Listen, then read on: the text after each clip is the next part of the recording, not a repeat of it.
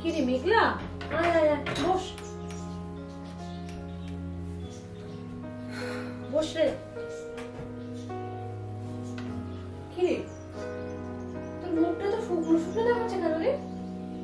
কি হয়েছে?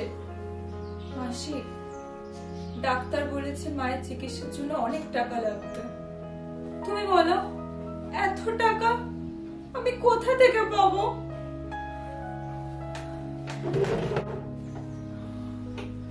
দেখ মেঘলা, একটা কাজ আছে, তুই কি করতে পারবি? কিন্তু কিন্তু কাজটা সহজ নয়। বলো কি কাজ? আমি আমার মায়ের জন্য সব কাজ করতে পারো, বলো না। একজন শিল্পী আছে, উনি মডেল খুঁজছেন, কিন্তু ওনার ওখানে তোকে নগ্ন হতে হবে, উলঙ্গ হতে হবে। মাসি কি বলছো তুমি? না, আমি আমি আমি এসব পারবো না। শোন শোন মেঘা, শোন শোন মা, আমি জানি কাজটা সহজ নয়, কিন্তু অন্তত মায়ের কথা ভেবে কাজটা কর। তুই দেখ, চিকিৎসা করতে অনেক টাকার দরকার লাগে, অন্তত পক্ষে মায়ের কথাটা ভেবে কাজটা কর। হায় ভগবান, আমি কাঁদিস না, কাঁদিস না, কাঁদিস না।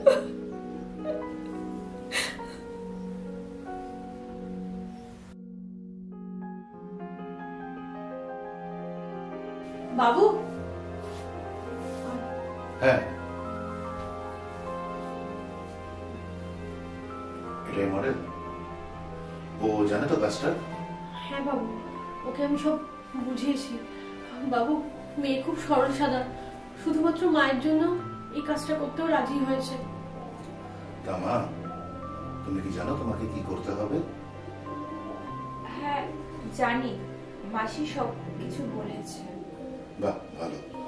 তুমি তাহলে একটা কাজ করো, তুমি এই ঘরে চলে যাও, ড্রেস রাখা আছে, সেখানে গিয়ে ড্রেসটা পরে এখানে আসো, কেমন?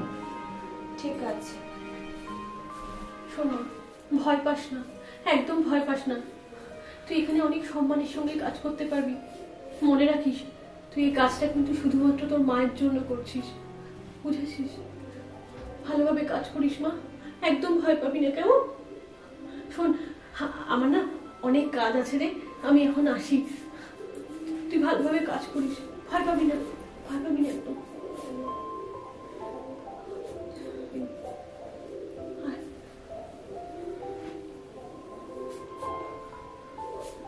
বাবু, আমি এখন আসি। আচ্ছা আচ্ছা।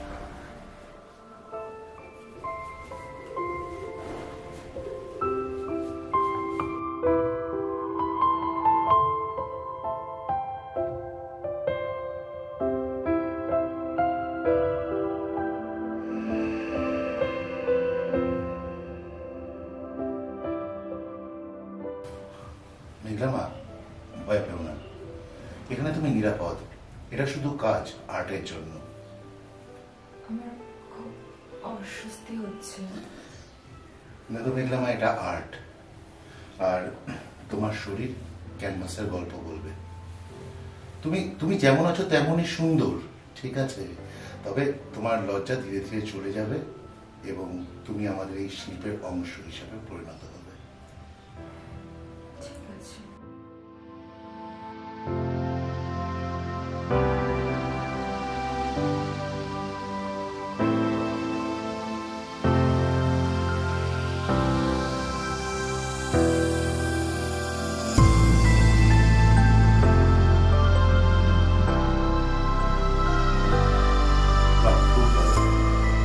গভীর শ্বাস নাও, স্বাভাবিক হও, দেখবে ধীরে ধীরে তোমার লজ্জা কেটে যাবে। আচ্ছা, চেষ্টা করব আমি।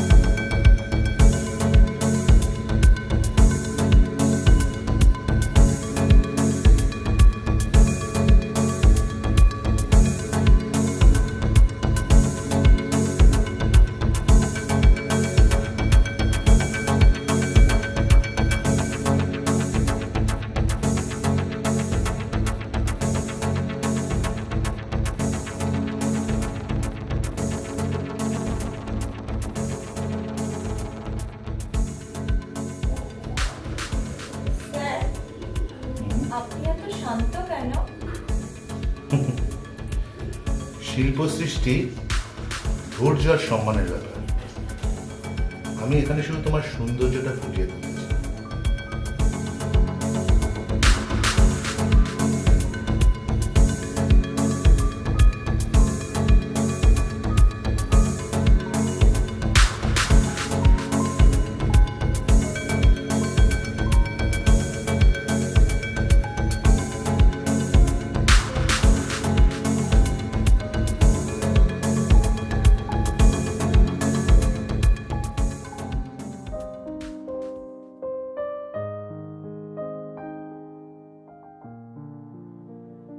মাসি, ও মাসি।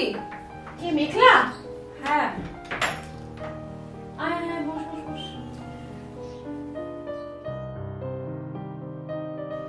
কে? কাজকর্ম কেমন চলছে? ভালোই চলছে। বাবা, মাসি বল। জানো, একটা কথা আছে। কি কথা রে? আমি স্যারের স্পর্শ না একটু অন্যরকম।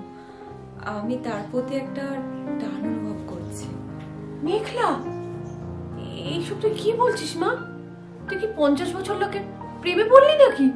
না না, এ অসম্ভব। জানি, কিন্তু তার স্পর্শে। মেঘলা, ছি ছি ছি ছি, এসব কথা বলতে নেই মা, এসব বলতে নেই। এই অসম্ভব, এ হয় না। জানি মাসি, কিন্তু আমি তার স্পর্শে নিজেকে ধরে রাখতে পারছি না। আর রাজীবের স্পর্শ আমার ভালো লাগে না। রাজীবকে বলেছিস? রাজীব জানে? না, বলার সাহস পাইনি। মেঘলা শোন, আমি তোর মায়ের মতো। আমার একটা কথা শোন মা, এমন কিছুতে পা বাড়াস না যাতে তোর ভবিষ্যৎ নষ্ট হয়ে যায়। তুই একবার ভেবে দেখ তো, তুই কি করছিস। জানি মাসি, আমি তোমাকে শুধু আমার মনের কথাটা বললাম। শোন মা, সবসময় মনের কথা শুনলে হয় না রে, জীবনটাকে অনেক গভীর ভাবে ভাবতে হয়। কতদিন পর বলতো আমরা দেখা করলাম।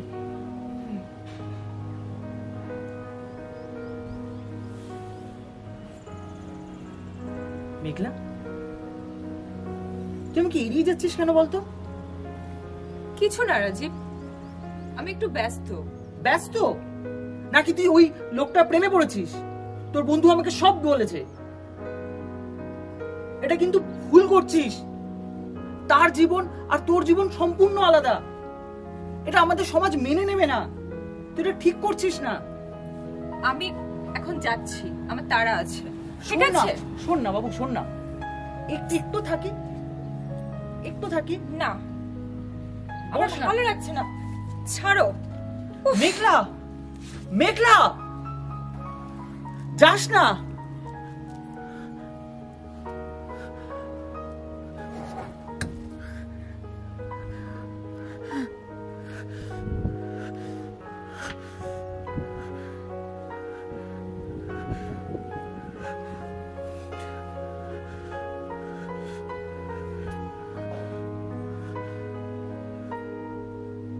স্যার, আরে মেঘলা মা, আজকে আচ্ছা, তোমার আসার কথা ছিল না। যখন এসে গেছো, বসো, একটা নতুন ক্যানভাস তৈরি করছি। হ্যাঁ স্যার, আমি আপনাকে কিছু বলতে চাই। হ্যাঁ বলো। স্যার, আমি আপনাকে ভালোবাসি। মেঘলা, তুমি জানো তুমি কি বলছো? জানি স্যার, কিন্তু আপনার স্পর্শ আমাকে এক নতুন পৃথিবী দেখিয়েছে। দেখো মেঘলা, আমি তোমাকে সম্মান করি, কিন্তু তোমাকে এটা বলতে চাই, আমাদের এই সম্পর্ক সমাজ কখনো মেনে নেবে না। আর দ্বিতীয়ত, তোমার জীবন আমার জীবন, তোমার বয়স আমার বয়স সম্পূর্ণ আলাদা, সেটা কখনো হতে পারে না। কিন্তু স্যার, দেখো মেঘলা, তোমাকে আমি লাস্ট কথা বলবো, আমি একজন শিল্পী আর তুমি আমার মডেল। তার বেশি কোনো কিছুই নয়। আমি আপনাকে ভালোবেসে ফেলেছিলাম।